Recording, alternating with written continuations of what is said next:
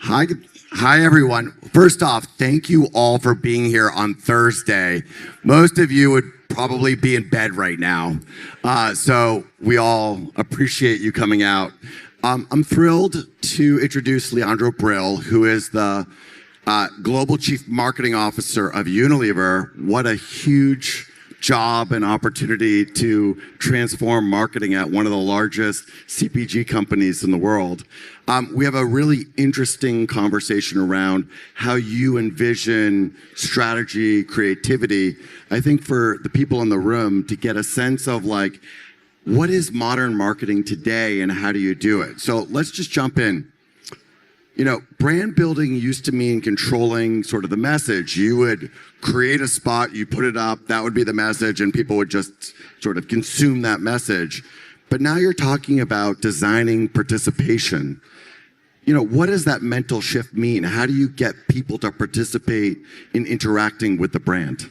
So, first of all, thank you, Harry. It's really a pleasure to be here to have this conversation together.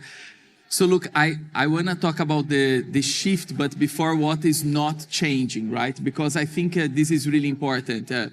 I feel that we focus a lot in the shift, and you're absolutely right. There's a lot of change happening right now. But what didn't change is the fact that brands still need to be relevant. It was always about relevance and continue being about relevance.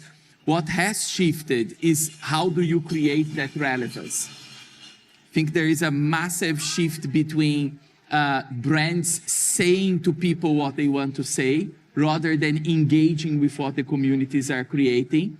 And this is significant, right? Because in the pursuit of having more attention, we need to go more to the passion points, to the communities, to the conversations.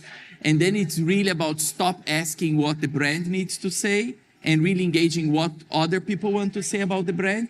And it does require forgetting a lot of things or unlearning a lot of things that we have learned, right? It's not about broadcasting, it's about understanding relevance and what our brand can bring to the conversations, right? So, you know, there's this, in doing that, what you realize is that you're not really in control of the narrative anymore because the narrative takes place out there in the ether in society and you're participating around that narrative. When you think about that tension of creative control, where you used to control the voice, control the creative, you put it out into the world, but now you're actually in a participatory world where you're working with a creator, the creator needs their own voice and authenticity. How do you do that interaction? Because if you overbrief and tell them exactly what you want them to say, it comes off as potentially an artificial saccharine narrative. If you, on the other hand, underbrief and say, do anything you want, you may not necessarily be all that happy with what they do and how it manifests itself in the world and what it looks like. How do you navigate that tension between authenticity of that creator and participation with getting your brand messaging across so that people love the products and want to buy the products? No, this is a great question, and it's a real tension, really, Harry. I think first you need to forget about control. It's indeed not about control. I say normally it's about stewardship. And that's also another shift that you need to consider from control to stewardship. In practice, you need to separate the difference between meaning and expression. We control the meaning of the brands. You need to know what you stand for. I think the most important thing anyone can do now to actually communicate in an effective way is like, know what your brand is about. The meaning belongs to the brand, but not the expression. So to your point about how to work with creators, do not try to control the expression. Do not try to control how you show up. But you do need to have a say in what the brand is saying, right? So I always say consistency of meaning, but flexibility in the expression. So many of our brands are going through this. You take a brand like Dove, for example, since the campaign for Real Beauty in 2004, we have never changed what our meaning is. It's about real beauty.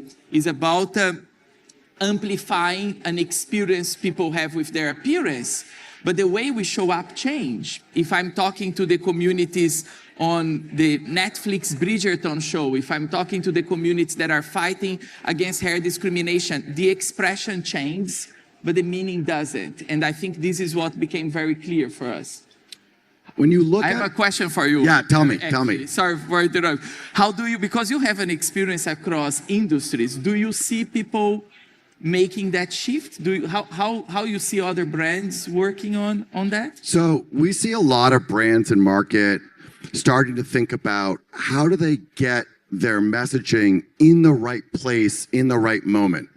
The problem fundamentally is attention. That's the thing that we're all chasing. We're chasing what are the moments of attention. The reason you're changing your marketing practices, you're going into creator, is because there's so much attention there. I think the fundamental question for brands out there as they think about their marketing practices is, where is attention starting to flow and ebb? The reason people are interested in ChatGPT, yes, it's an amazing platform, but more importantly, it's where the attention is going. So when you look universally about where you need to show up, where's your attention? How do you authentically integrate into those places? And I think brands at this point actually have to ask the question, how do you manifest your brand in more places at the right moment where people are like, oh my God, I didn't actually know that your brand could be there, but do it in a way where you're like, this is fucking cool. Last night for us, putting our brand in the sky, people didn't expect the drone show to be in the sky. They just showed up and the lights went on and they were like, that's cool. And if you look at it, Kargo only put a tiny bit of Kargo branding. Kargo instead tried to create attention for people to say, I haven't seen that before, that's awesome. Yeah, I completely agree. It's all about attention, and that's why when people say, oh, Unilever is going social first, I say, no, it's going reality first, because it is not about going social or going this, it's going where people are. It's going where attention is. And if attention is in this specific channel, if attention is in this community, if attention is there, we want to engage with people. We don't want to interrupt them. So we want to go where people are and we want to bring something. It's like going to a party and bring something. So decide where you want to show up and bring something that's relevant for the community. I completely agree. By the way, fantastic show. Thank you. Well done. Congrats. It actually begs the question, and this is the hardest challenge for a marketer. You know, obviously your brand may first show up in a TikTok stitch, and then it shows up in a Reddit thread, and then it shows up in some creator's video. But how do you have design ideas and studios and agency creatives sort of bring that together to create this consistent brand message when it's across so many disparate places, all with a unique flavor, voice, purpose? The reason you go to Reddit is very different than the reason you consume a video in TikTok. How do you sort of design your assets and your brand messaging so that it fits nicely in these places when the places are so different? Yeah. No, again, I think first we do need to understand and to acknowledge the differences. I think the worst thing that can happen is indeed treat all the things as they are the same. I think, again, if you focus on the fundamentals, if you focus on the understanding of what your brand is, if you are very clear about what the jobs to be done are, those are things that became a little bit boring and sometimes considered old-fashioned, but they are extremely critical, right? What I'm trying to do, what I'm trying to achieve, how I want to show up, and then you need to let it go in a way, right? I think one of the brands that are doing really well for us on this is Vaseline. So Vaseline is like 155 years old. It's like a humble jelly brand in every household almost in the world. And for years, we have thought that Vaseline was just a skincare brand, simple, reliable, functional. And we have a bit ignored some way the way the brand has been expressed in a lot of different channels. People using Vaseline in their shoes, in the door, in the nose of the dog. And as the CMO of those brands, I was like, I don't want to see Vaseline being portrayed in Reddit in a way, in another channel in the other way. And then you realize and say, but I have no choice. It's not for me to decide. The way the brand shows up is not for the brand. Let's embrace it. Let's understand what is the currency that we bring to that conversation. Well, they're talking about Vaseline use. Can we verify that in the lab? And that approach changed Vaseline. It's a double-digit growth brand for the last 5 years. It's one of the best. So it's this idea of like, know what you are, understand the job to be done, and let the channels do the job, because meaning will find the people. They will find where their people are. I sort of feel like Vaseline is like one of the most boring products, and at the same time, there's something there that could be a little edgy or naughty about it. Yeah. But I haven't figured out how to like unlock that. And that goes back to like, you could create something that has amazing sort of cultural relevance. The challenge, of course, is you have to be instantaneous in a moment. It's like the Super Bowl with the Oreos when it blacked out. I remember that was a very famous sort of campaign where they got it up and running in like a minute. You're creating something that probably, to get the biggest earned media, you sort of show up almost instantaneous in these sort of moments.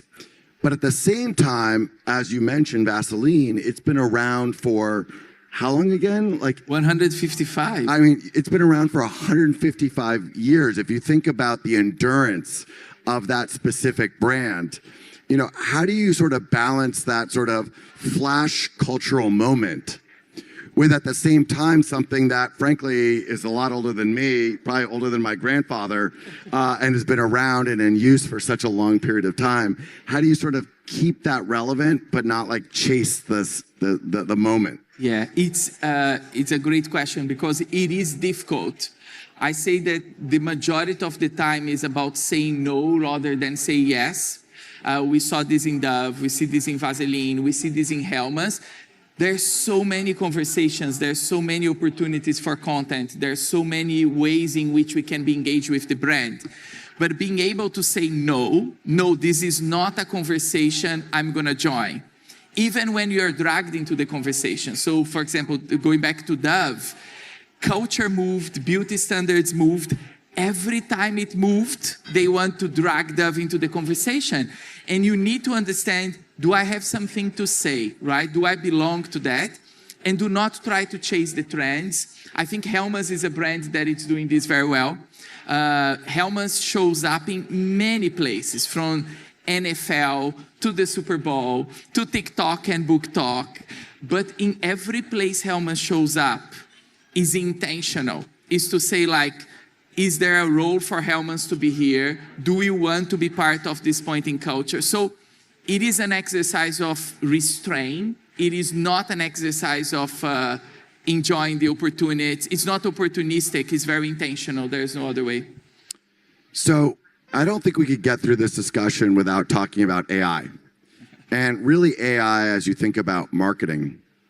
When you think about what traditionally has been your process, you've had a creative process, an ideation process, a production process.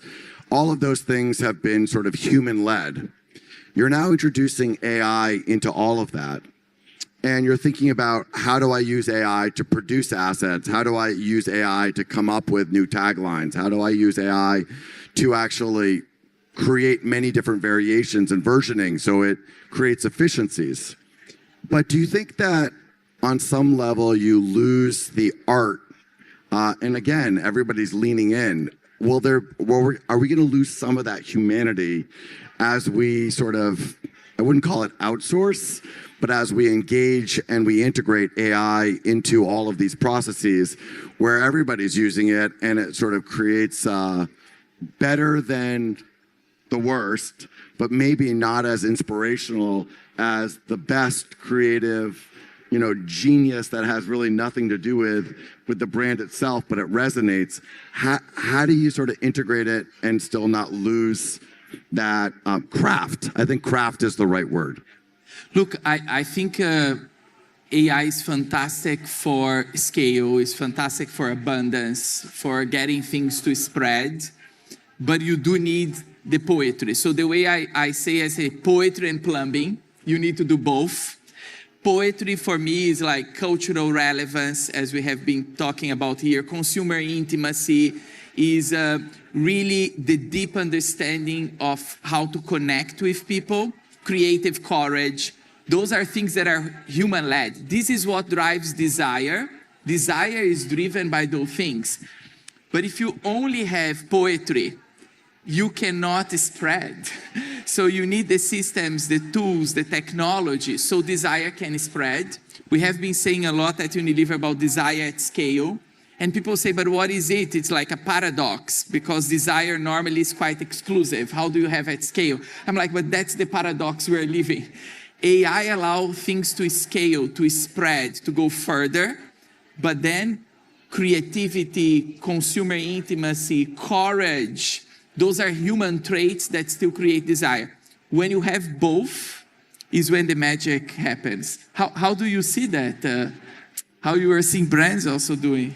So, you know, the interesting thing is I was on at an event with Jeffrey Katzenberg, and I was asking about this very thing, like where does AI come in and where's the human and sort of the poetry, the creativity differentiate? And he said, look, we're starting to think about producing all AI movies.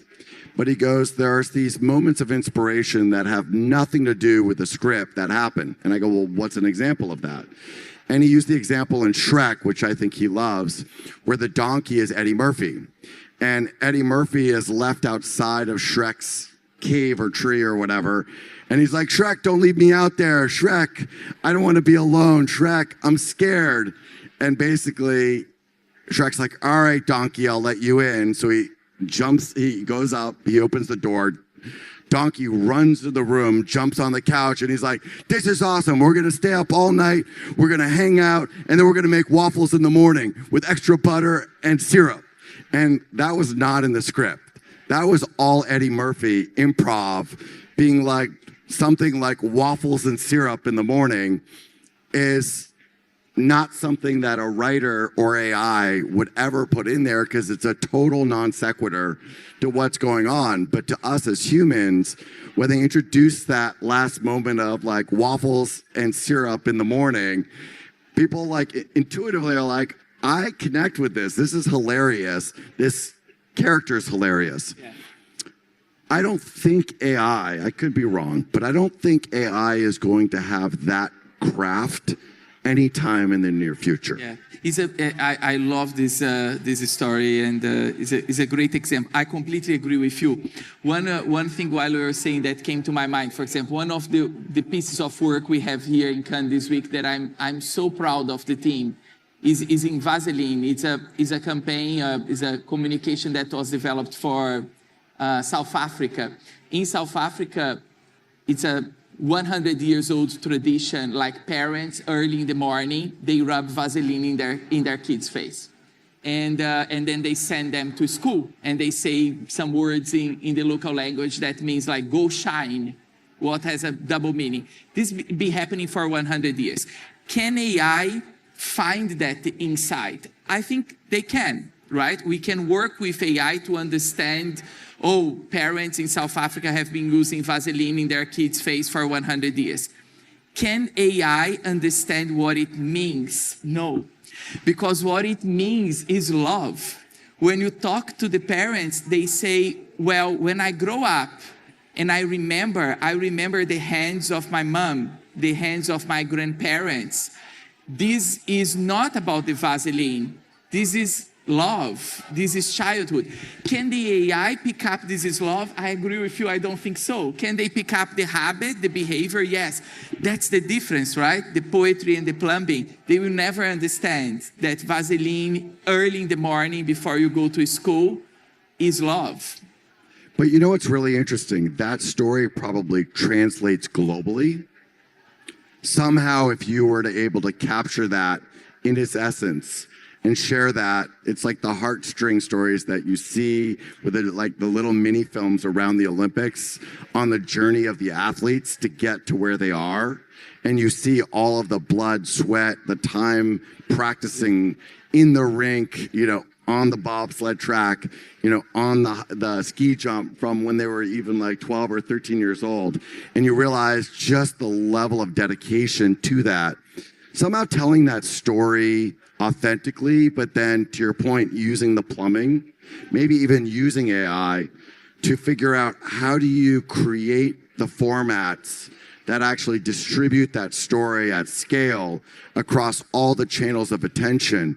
That's where I think there's something there that has yet to be unlocked, broadly speaking, like maybe going into 2027. I completely agree. Find your meaning, right? If you have meaning travels, to your point, but you need to have meaning. People cannot carry your story if there's no story to carry. It's gonna be just a fad. It's gonna be something that's gonna spike and die. And we have this every day, every hour. But if you have meaning, other people will carry your meaning because it matters to them, not just for your brand. Right? So if you're a brand sitting in this room and you're thinking about, like, I used to do it this way. I'd spend millions of dollars on production. I'd buy a ton of linear. I'd put a few things out which are, very professionalized, created things that go into Meta, on Instagram, but not creator-led. And you're thinking about sort of what you need to do today. How does one even start the process of that transformation of effectively re-engineering or reorganizing their marketing organization, their processes, the teams that they work with, to actually make that transition to sort of participatory marketing versus sort of the old form of broadcasting? I would say if I have to pick one thing, because it is indeed a big transformation, is you need to shift from starting from the listening. I tend to say, I think the next generation of CMOs, they are community managers. The biggest change we have done was making sure that we have community managers in every market for every brand, because it starts from listening. And when I say community manager, I'm not saying someone there doing automatic answers of what people are saying about your brand. People who can listen. Start from listening. It's all there. The way they interact with your product, the way they talk about your brand, that's the beginning of everything. If you are doing 85% of the time listening and 15% of the time responding, you're gonna find your way. You're gonna find the way. So I would start from listening. I think we gotta leave it there. Thank you so much for all your insights and ideas today. Thank you, it was great. Really appreciate it, everybody. Have a great rest of Cannes.